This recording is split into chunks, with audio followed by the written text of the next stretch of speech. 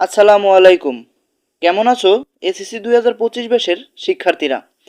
এই ভিডিওতে আমরা কথা বলবো মূলত দুইটি বিষয় নিয়ে। আমাদের আজকে প্রথম আলোচনার বিষয় তোমাদের অ্যাডমিশন জার্নি নিয়ে, এবং আমাদের দ্বিতীয় আলোচনার বিষয় যে তোমাদের ইংরেজি খাতা কিভাবে দেখবে এবং কি দিক নির্দেশনা শিক্ষা মন্ত্রণালয় শিক্ষকদের প্রদান করেছে এবং তোমাদের কিভাবে এই ইংরেজি খাতাটা দেখা হচ্ছে।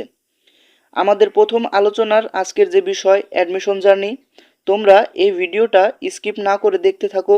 আশা করি এই ভিডিওটা তোমার খুব কাজে আসবে। তোমরা যারা খ ইউনিটে বা বি ইউনিটে পরীক্ষা দিবা, অ্যাডমিশন টেস্ট দিবা, তোমাদের মোট 3টি বিষয় থেকে প্রশ্ন আসে। তার প্রথমটি হলো বাংলা, দ্বিতীয়টি ইংরেজি এবং সাধারণ জ্ঞান। এর ভিতরে বাংলার ভিতরে মোট 3টা ভাগ, মোট 15টা এমসিকিউ হয়, যার মধ্যে গ্রামার অংশ থাকে এবং তোমরা যে এসএসসিতে গদ্য, কবিতা, নাটক, উপন্যাস পড়েছো এখান থেকে থাকে, এবং লিখিত পরীক্ষা থাকে। লিখিত পরীক্ষা হয় 20 মার্কের এবং এমসিকিউ হয় তোমাদের 15 মার্কের। এখানে তোমাদের মনে রাখতে হবে যে তোমাদের যে এমসিকিউ পরীক্ষাটা হয় সেটা যদি তোমরা এসএসসির যে গল্প কবিতাগুলো আছে এবং লেখক পরিচিতি আছে সেগুলো যদি তোমরা খুব ভালো করে পড়ে থাকো তাহলে 5টা থেকে 6টা এমসিকিউ তোমরা পেয়ে যাবে। এবং তোমাদের বাংলায় পাস হলো 5-এ। তো তোমাদের এসএসসির বই যদি তোমরা খুব ভালো মতো পড়ো, এসএসসির তোমাদের যে বাংলা বইটা আছে সেটা যদি তোমরা খুব ভালো মতো পড়ো, তাহলে দেখা যাচ্ছে যে বাংলায় তোমার পাস হয়ে যাচ্ছে। এটা কিন্তু একটা হিউজ নাম্বার। অ্যাডমিশনে 1 নাম্বারের জন্য ছেলেমেয়েরা চান্স পায় না, সেই জায়গায় 5-6 নাম্বার তুমি পাচ্ছ এসএসসির বাংলা প্রথম পত্র বই থেকে। তাই আমার প্রথম কথা হলো যে তোমরা বাংলা প্রথম পত্র বইটা খুব ভালো মতো পড়বে, এবং যাদের পড়া আছে তাদের তো খুবই ভালো। এবং তোমাদের ইংরেজি থেকে মোট 3টে অংশ হয়। ফার্স্ট পার্ট ইংরেজি, তোমরা যে ফার্স্ট পার্টটা পড়েছো এসএসসিতে সেখান থেকে, এবং তোমাদের গ্রামার অংশ থেকে, এবং আর আসে রাইটিং পার্ট। তোমাদের রাইটিং পার্টে 20 নাম্বার এবং তোমাদের এমসিকিউ অংশে আরও 15 নাম্বার। গ্রামার থেকে তোমরা যে এসএসসিতে যে ফার্স্ট পার্ট পড়েছো সেই ফার্স্ট পার্ট থেকে তোমরা 3টা থেকে 4টা অ্যাভারেজ পেয়ে যাবা, বেশি হলে 5টা আসে। যদি তোমরা 5টা পাও, ইংরেজিতে পাসই পাসে, পাসে তোমাদের পাস হয়ে যায়। তাই তোমরা দেখো এসএসসির যে বাংলা ফার্স্ট পার্ট এবং এসএসসির যে বাংলা ইংরেজি যে ফার্স্ট পার্ট, এটা তোমাদের খুবই ইম্পর্টেন্ট অ্যাডমিশনের জন্য। তাই তোমরা অ্যাডমিশনে খুব সুন্দরভাবে এই দুটো বই পড়বে। তারপরে তোমাদের জিকে, জিকে খুবই বড় একটা টপিক। জিকের ক্ষেত্রে কিছু বই আছে যেমন খন্দকার জিকে, জুবাইর জিকে এবং MP3 আছে। তোমরা যেটাই পড়ো খুব সুন্দরভাবে পড়বে। এবং এই বড় বই তোমাদের জিকের 2টা ভাগ আছে, একটা হলো বাংলাদেশ এবং আরেকটা আন্তর্জাতিক। বাংলাদেশ যেটা আছে সেটা দেশীয় যে কথাবার্তা আছে, বাংলাদেশের যে কথাবার্তা আছে, বাংলাদেশের যে অতীত আছে, বাংলাদেশের যে ঐতিহ্য আছে সেগুলো নিয়ে আলোচনা করা হয়েছে, এবং আন্তর্জাতিকে আন্তর্জাতিক বিষয়াবলী নিয়ে আলোচনা করা হয়েছে। এই দুইটি টপিক খুবই বড়, এবং এই দুটি তোমরা যখন বই কিনবে তখন দেখবে খন্দকার জিকে, জোবায়ের জিকে বা MP3 যেই বইটাই তোমরা কিনো না কেন এই বইটা খুবই বড়। কিন্তু এই জিকে যদি তোমরা সহজভাবে পড়ো তাহলে এই জিকেতে তোমাদের 30-এ 30 পাওয়াই সম্ভব। জিকেতে মোট 30 নাম্বারের পরীক্ষা হয় ঢাকা ইউনিভার্সিটিতে।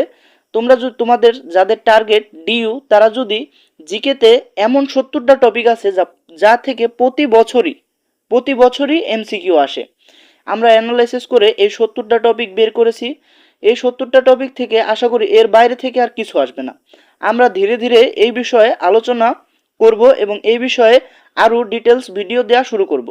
তোমরা অবশ্যই আমাদের সাথে থাকবে এবং আমাদের চ্যানেলটি সাবস্ক্রাইব করে রাখো, যাতে কোন 70টা টপিক পড়লে এবং এই 70টা টপিক কিভাবে সহজে মনে রাখা যায় আমরা সেই বিষয়ে বিস্তারিত আলোচনা করব। এবং তোমরা আরও এই চ্যানেল থেকে পাবে প্রশ্ন ব্যাংক, বিগত বছরের প্রশ্ন ব্যাংক, এবং তোমাদের জিকেতে কোন এমসিকিউগুলো পড়লে বারবার কোন এমসিকিউগুলো রিপিট হয়, কিভাবে তোমরা ঢাকা ইউনিভার্সিটিতে পাস করো। তোমরা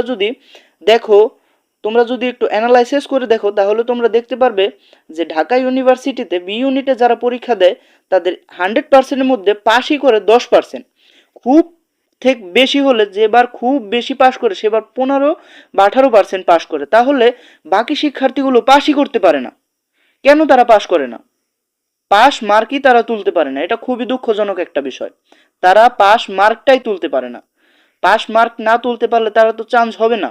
তাহলে কি করে তোমরা সহজে চান্স পেতে পারো এবং কি করে তোমরা আরো ভালো করতে পারো সেটা আমরা ধীরে ধীরে আরো ভিডিও নিয়ে আসব। তাহলে চলো এখন আমরা আলোচনা করি তোমাদের এসএসসি ইংরেজি খাতা নিয়ে শিক্ষা মন্ত্রণালয় কি নির্দেশনা দিয়েছে বা শিক্ষা উপদেষ্টা কি বলেছে। তোমাদের ইংরেজি দ্বিতীয় পত্র খাতা নিয়ে বলা হয়েছে এবং শিক্ষকদের নির্দেশনা দেওয়া হয়েছে যে প্রতি বছর যেমন তোমরা দেখো যে প্যারাগ্রাফ বা লেটার বা তোমরা যে লেখো স্টোরি রাইটিং লেখো, সেটা যদি একটু ভুলও হয় তারপরে তোমাদের নাম্বার দিয়ে দেওয়া হয়। কিন্তু এবার যদি তোমরা লেটার লেখায় ভুল করো, যেমন আমরা কিছুদিন আগে একটা খাতা ভাইরাল হয়েছে ইংরেজি খাতা, সেই জায়গায় আমরা দেখেছি যে একটা শিক্ষার্থী মাত্র 8 নাম্বার পেয়েছে, অথচ সে প্রত্যেকটা কোয়েশ্চেন উত্তর দিয়েছে, প্রত্যেকটা প্রশ্ন লিখেছে। তোমরা যদি ভালো মতো দেখো তাহলে ওই খাতাটা দেখবে যে এসএসসি 2025 মানে তোমাদেরই খাতা, সেই খাতাটা তোমাদেরই মধ্যে কারোর সেই খাতাটা ইংরেজি খাতাটা তোমরা যদি দেখো সেই শিক্ষার্থী মাত্র 8 পেয়েছে, কিন্তু সেই শিক্ষার্থীর খাতায় যদি তোমরা দেখো সে সব লিখেছে, তারপরও সে 8 পেয়েছে কেন?